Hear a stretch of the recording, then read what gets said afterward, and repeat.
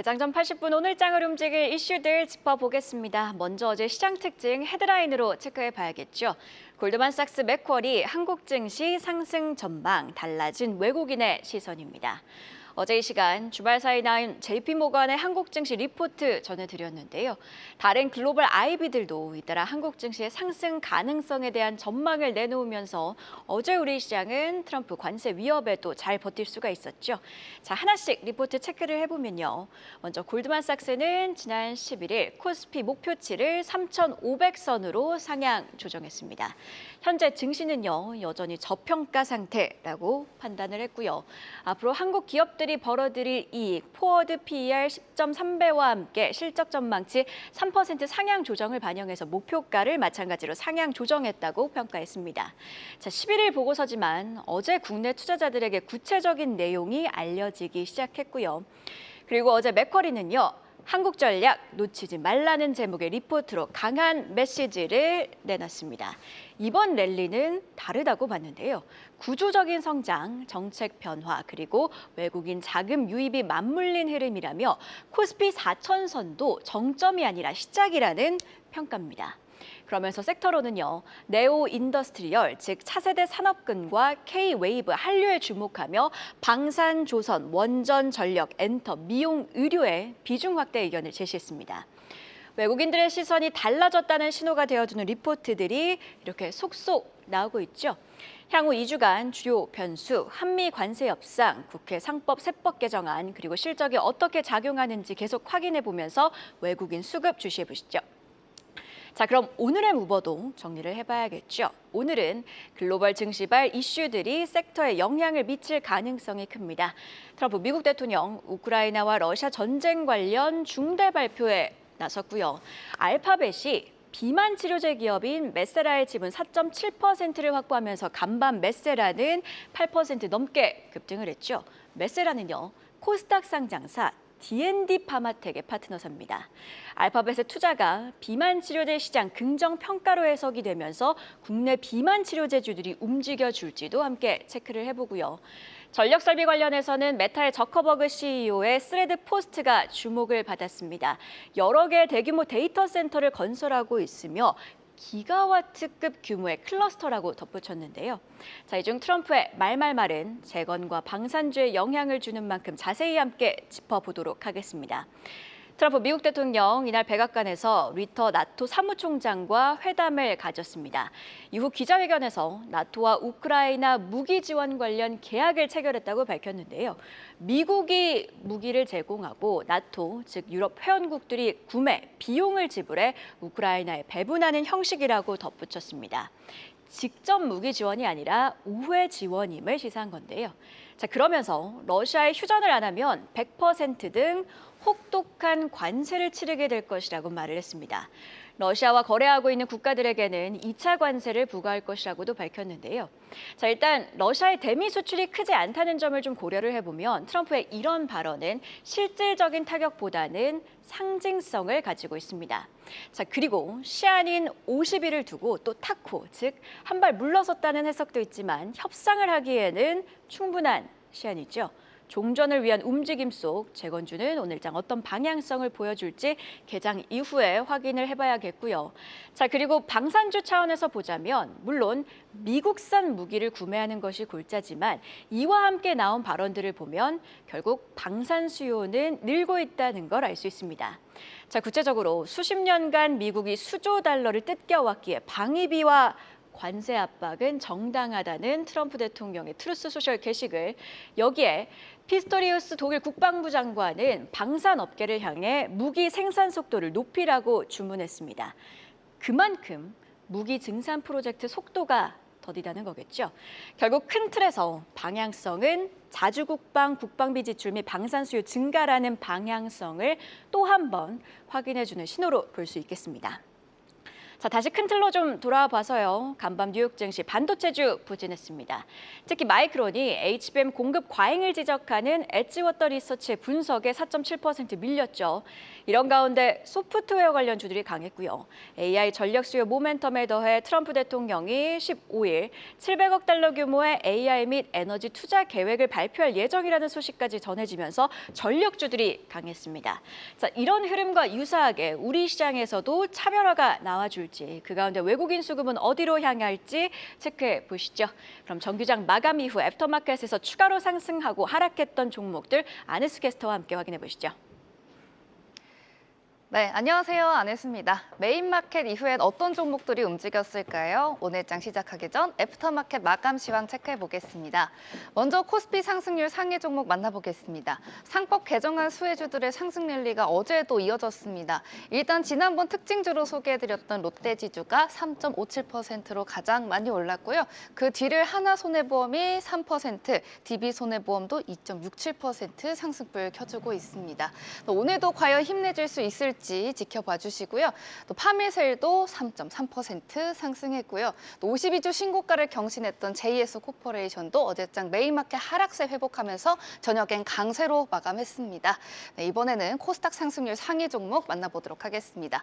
애프터마켓 코스닥 시장 어제 특징적인 흐름 보여준 종목들 많았습니다. 이번에도 제약바이오 종목들이 좋은 모습 보여줬는데요. 케어젠이 지난장에서 강세 보여줬는데 어제는 드디어 코스닥 시장에서 가장 높은 상승률 11.81%로 1위에 올랐네요. 잠시 뒤 특징주에서 짚어드리겠습니다. 킵스파마는 메인마켓에서 하락폭을 애프터마켓에서 다시 회복하는 모습 보였고요. 서울 반도체도 메인마켓에선 약세 보합 마감했는데 애프터마켓에선 다시 상승하면서 8%대 상승불 켜냈습니다. 어제 가장 가슴 아팠던 종목일 것 같습니다. 불닭볶음면 소스 제조를 도왔던 업체죠. S&D 삼양식품이 다른 소스 업체 GNF를 인수한다는 소식에 어제 장 초반부터 급락, 그래도 애프터마켓에서는 소폭 상승하는 모습 보여줬습니다. 3.5% 상승했네요.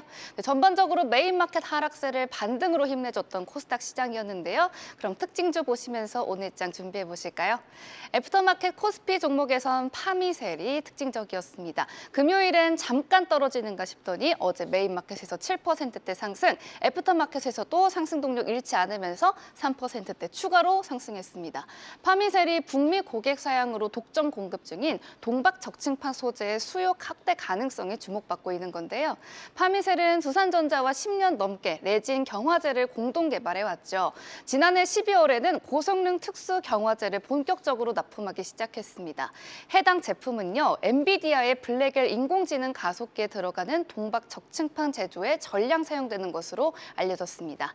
아울러 엔비디아 차기 인공지능 칩의 단독 품질 시험을 진행 중이며 엔비디아에 대한 단독 공급 가능성이 높은 것으로 전해지면서 파미셀 주목받고 있는데요. 이에 따른 실적 개선 기대감에 힘입어 주가 상승 흐름 보여줬습니다. 코스닥 특징주는 케어젠입니다. 상승률부터 보실까요? 정기장에선 16% 급등, 이 급등세 유지하면서 애프터마켓에서 11.81%나 올랐습니다. 세계에서 비만율이 가장 높은 멕시코의 제약사와 자체 개발한 체중 감량 건강기능식품의 공급 계약 체결을 소식을 알렸는데요. 매수세가 몰렸습니다. 어제 멕시코 제약사 IFA 셀틱스와 경구용 체중 감량용 건강기능식품인 코글루타이드의 공급 계약 체결을 했다고 알렸습니다. 계약 규모는 580억 원인데요. 케어젠은 이번 북중미 중동 시장 진출을 발판 삼아서 미국과 유럽, 아시아 시장으로 제품 공급을 확대할 계획입니다. 오늘은 주가 흐름 어떻게 흘러갈지 지켜보셔야겠죠. 지금까지 애프터마켓 이야기 전해드렸습니다. 메인마켓 마감 이후에 어떤 종목들이 활발하게 움직였는지 안혜수 캐스터와 함께 체크해봤고요. 계속해서 증시 모닝 브리핑, 오늘은 김영재 유진투자증권 이사와 이야기 이어가도록 하겠습니다. 자, 일단 파미셀부터 좀 체크를 해보도록 하겠습니다. 엔비디아 파트너사의 가속기를 공급하면서 좀 부각이 되고 있는데요.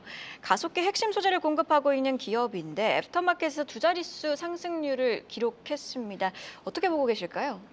근데 사실 파밀셀 같은 경우에는 뭐 작년까지만 해도 사실 바이오 쪽으로 알려진 회사였다라고 보이는데 올해 이제 초반부터는 거의 이제 AI 가속기에 들어가는 재료를 소재를 납품함에 따라서 상당히 AI 쪽에 관련한 관심 종목으로 지금 각광을 받고 있는 상황입니다.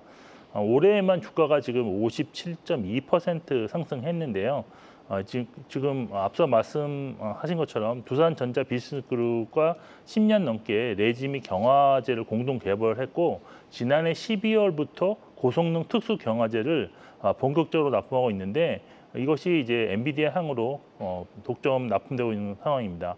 어제 이제 리포트가 상당히 좋은 리포트가 발견이 됐는데 이 동박 적층판인 CCL은 재료의 미세한 변화만으로도 최종 결과물이 크게 달라질 수 있기 때문에 현재 그 최적의 스펙 구현에 사용되는 파밀셀의 레진과 경화제가 향후에도 독점적인 지위를 유지할 수 있으며 2분기 실적 우려감이 좀 있었지만 서버렉을 생산하는 대만 ODM 업체들의 대량 생산 속도가 예상보다 빠르게 개선되면서 파밀셀 역시도 2분기 양호한 실적이 예상된다는 것입니다.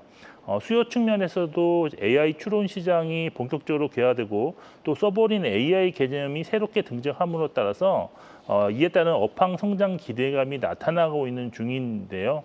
실적 측면에서도 올해 예상 영업이익을 전년 대비 794% 증가한 417억 원을 제시했는데 이는 동일한 애널리스트가 지난 5월 리포트에서 예상한 431억 원보다는 조금 낮아졌지만 그래도 현재 주가 수준이 올해 예상 실적 기준으로 PER 18배에서 19배 수준으로 글로벌 피어 그룹의 PER 22배 대비로는 아직도 밸류에이션 매력이 있다고 보고 있는 상황입니다.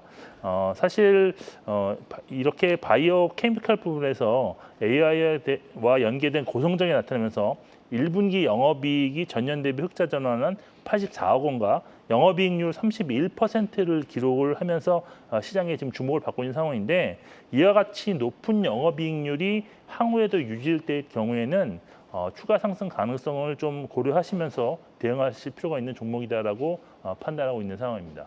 실적 전망이 긍정적이고 여기에 저평가 매력도도 가지고 있다 이렇게 정리를 해주셨습니다. 자, 코스닥 시장에서는요 케어젠의 상승세가 눈에 떴습니다. 정규장에서도 16% 급등 마감을 했는데 애프터마켓에서는 상한가로 상승폭을 키우고 거래를 마쳤습니다. 경구형 다이어트 건강기능식품 수출 소식이 상승의 모멘텀이 되어줬죠? 네, 그렇습니다. 정기장 이후에 사실 추가적인 재료가 나오지 않았음에도 불구하고 상한가로 마감을 했는데요. 그래서 오늘도 상한가의 버금가는 좋은 또 그 플러스 요인이 좀 있지 않나 하고 있습니다. 먼저 재료 소개에 앞서 케어젠은 GLP-1 펩타이드 기반 경구용 체중 감량 건강 기능식품인 코글루라이트를 개발해 임상을 진행했는데요. 이번에 레바논 보건 당국으로부터 코글루라이타이드를 건강식품으로 정식 등록을 받았습니다.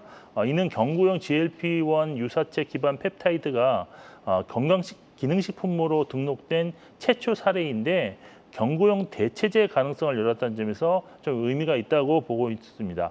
또한 케어젠이 이제 멕시코 제약사 IFA 셀틱스와 4,200만 달러, 우리 하나 기준으로 580억 규모의 공급 계약을 체결해 빠르면 11월부터 출고가 개시될 것으로 예상되는데 이에 3분기부터 본격적인 매출이 발생할 수 있을 것으로 기대하고 있습니다. 케어젠의 이 코글루타이드는 기존 GLP-1 주사제와 동일한 기전으로 작용하는데 처방전이 없이 일상 복용이 가능한 건강기능식품으로서 복용 편의성과 접근성이 우수하며 또 부작용 부담이 적다는 장점을 보이고 있다고 할 수 있겠습니다. 케어젠이 오는 7월 29일 공식 임상 결과를 발표할 예정인데요. 회사 측에서 주장하는 지방 중심의 체중 감량과 함께 근육 손실 없이 당화 혈색소 수치가 유의미하게 개선되는 효과가 입증되었다면 향후 코글루타이드의 매출은 크게 증가할 가능성이 있을 것입니다. 주가는 기대감을 반영해 7월 하순까지는 추가 상승할 가능성이 높은데 임상 결과에 대한 해석이 다양하게 나올 수 있을 것으로 여기 예상할 수 있는 만큼 어떤 재료 노출에 대한 세론 가능성도 고려하시는 전략이 좀 필요하지 않을까라고 보고 있는 상황입니다. 언급을 해주신 것처럼 일정, 그러니까 이벤트 차원에서 7월 29일 임상 결과를 함께 지켜보시면 좋을 것 같습니다. 자, 이번에는요, 전일장 핫했던 섹터에서 이슈 찾아보는 시간이죠. 이슈픽 심수영 캐스터가 준비했습니다. 이슈픽 오늘은 종합물류주 이야기로 시작합니다. 전일장 해양수산부는 진해신항의 어업보상 약정서 체결을 완료했다고 밝혔습니다. 이는 곧 진해신항이 본격 착공에 들어간다는 뜻이기도 한데요. 이번 사업은 물동량 증가와 선박 대형화에 대비해 총 12조 6천억 원을 투입해 조성하는 역대 최대 항만 개발 사업인 만큼 관심이 집중되고 있습니다. 진해신항이 유럽과 아시아를 잇는 북극 항로의 거점 지역으로 거론되고 있다는 점도 주목받는 포인트 중 하나인데요. 관련해 오는 18일엔 이재명 대통령이 부산에서 세 번째 타운홀 미팅을 개최합니다. 물류주 관심 있으신 분들은 해당 행사도 주시해보시며 투자 전략 세워봐야겠습니다. 다음 소식도 살펴보겠습니다. 최근 비트코인이 날마다 신고가를 새로 쓰고 있습니다. 이에 힘입어 관련주들도 불기둥 세우고 있는데요. 섹터 내에서 SGA 솔루션즈, 비트맥스가 전일장 주목받았습니다. 게다가 간밤에는 비트코인이 12만 3천 달러를 돌파하며 또다시 신고가 기록했는데요. 다만 현재는 12만 달러 선에서 등락을 거듭하며 잠시 숨을 고르는 모습입니다. 이번 상승의 배경엔 미국 의회의 크립토 위크, 즉 가상자산 주간이 있습니다. 현지 시간 14일부터 18일까지 관련 법안들이 집중 논의된 이후 하원에서 표결이 진행될 예정인데요. 이른바 코인 3법이라 불리는 지니어스법, 클래러티법, 반 CBDC법이 통과되면 미국인들이 결제하고 투자하는 방식이 전부 바뀔 것이란 평가도 나옵니다. 이러한 분위기에 비트코인 낙관론자들은 올해 말까지 비트코인 가격이 18만에서 20만 달러까지 오를 수 있다고 보고 있는데요. 비트코인과 관련주들이 질주를 이어갈지 주목해 봐야겠습니다. 지금까지 심수연이었습니다. 이슈픽 심수영 캐스터와 함께 두 가지 이슈 자세하게 체크해봤고요. 이번에는 분석까지 들어보도록 하겠습니다. 자, 첫 번째 이슈픽이었죠. 해양수산부가 진해신항 건설을 위한 건설 예정 지역의 어업 보상 약정을 체결했다고 밝혔습니다. 자, 지금 이 뉴스를 보면 딱 떠오르는 키워드가 하나 있습니다. 바로 북극 항로이고 해당 소식에 어제 앞서도 짚어보셨듯이 물류 관련주들이 흐름이 좋았는데 관련주는 어떻게 접근을 해야 될까요? 네, 일단 사실 항만 개발 공사를 하기 위해서 최종적으로 이제 어업 피해 보상 약정이 체결이 완료돼야 되는데 사실 지난해부터 해수부가 이것을 추진했는데 이제 착공을 위한 마지막 절차가 완료되었다라고 보시면 될 것 같고 최근 들어서 이제 북극 항로에 대한 관심이 높아지고 있는데 사실 북극 항로라는 것은 기술 발전과 기후 변화로 인해서 운항 가능 시간이 좀 많이 늘어났습니다. 근데 이것 때문에 상업적 활동 가능성이 높아지고 있고요.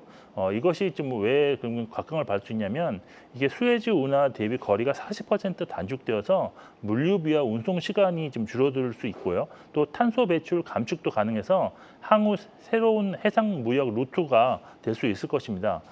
일단 진해시장 착공을 위한 마지막 과제가 해결됐다는 소식에 전일 물류 관련주, 물류 자동화 관련주들이 대거 상승 마감했는데 물류 자동화 장비주인 CTK가 상한가, 그리고 부산항에서 터미널 등을 운영하는 KCTC가 17.4% 상승, 그리고 물류기업 동방이 4.5% 상승 마감을 했습니다. 관련주 투자 전략은 일단 단기적으로는 이것이 어떤 실적에 크게 영향을 단기적으로 줄 수 있는 상황은 아니기 때문에 테마성 흐름이 나타날 것으로 일단 볼 수가 있겠고요.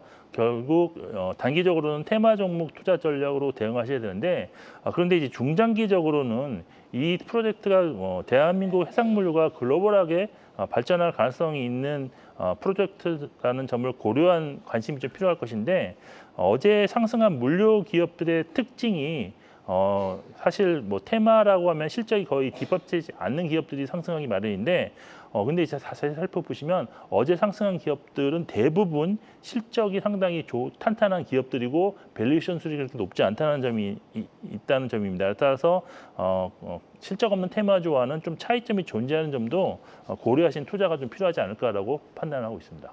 어제 강했던 물류주들은 실적이 찍히는 종목이고 다만 북극 항로와 관련해서 실적에 실제 반영되기까지는 시간이 걸린 만큼 단기적으로는 테마성 흐름 주시해보자 이렇게 진단을 해주셨습니다. 자, 그리고 두 번째 이슈픽도 체크를 해봐야겠죠. 글로벌 암호화폐 정책에 탄력이 붙고 있습니다. 이번 주 같은 경우에는요, 미국 의회가 크립토 위크로 지정한 주간입니다. 자, 해당 소식 속에서 비트코인이 사상 처음으로 12만 3천 달러를 찍었고 지금은 12만 불대로 내려왔긴 했습니다만 그래도 하방은 좀 지지해주고 있는 모습인데요. 비트코인은 얼마나 더 상승 여력이 남아 있는지 그리고 또 관련해서 코인 관련주들은 어떻게 움직일지 진단 부탁드립니다. 네, 사실 비트코인 관련해서는 전문가들 사이에서도 이것이 좋다, 나쁘다 이런 의견이 천차만별인데 사실 세계 최대 자산 운용사인 블랙록의 레리 핑크 회장이 기관 투자자라든지 정부가 포트폴리오에 이 비트코인을 편입한다면 최고 70만 달러까지도 상승 가능한다고 전망을 했고요. 또 돈나무 그 언니로 잘 알려진 캐시우드 최고 경영자는 2030년까지 240만 달러도 가능하다고 했습니다. 반대로 투자의 전설인 워렌 버핏이라든지 JP 모건의 제이미 다이머 회장은 매우 부정적인 입장을 고수하고 있는 그런 상황인데요. 제가 판단하기에는 어느 쪽 주장이 옳은지는 사실 알 수는 없을 것 같습니다. 그렇지만 비트코인 또한 나스닥 지수처럼 장기적으로 본다면 분명히 우상에 향하고 있다고 볼 수가 있고 그렇지만 차이점은 구간마다 변동성이 확실히 크다는 점은 우리가 이렇게 경험을 통해서 알 수가 있었습니다. 따라서 이러한 극심한 변동성을 참고 이겨내실 수 있는 투자자들에게는 상당히 수익성이 좋은 투자처라고 할 수가 있고요. 그렇지만 제가 볼 때는 이제 비트코인 이외에 다른 코인들에 대해서는 과거 경험상 대장주만 올라가는 그런 현상이 계속 지속될 가능성이 높다고 저는 보고 있기 때문에 어떤 코인 관련 투자는 비트코인에 좀 한정해서 투자하시는 것이 바람직하다고 보고 있고 관련해서 사실 비트코인이라는 어떤 그 중심점이 있는 그런 코인 관련주의 투자이기 때문에 그런 점은 이제 비트코인의 전망에 연계해서 좀 투자 전략을 세우시는 것이 좋지 않을까라고 판단하고 있는 상황입니다. 네, 코인을 볼 때는 대장주인 비트코인을 보고 또 관련주 전략은 비트코인과 연계해서 보자 이런 의견 함께 들어봤습니다. 이렇게 화요일 모닝 브리핑 오늘은 유진투자증권 김영재 이사와 함께했습니다. 고맙습니다. 계속해서 다양한 경제 이슈를 알고 싶다면 구독과 좋아요, 알림 설정 부탁드립니다. AI 캐스터 권미정이었습니다.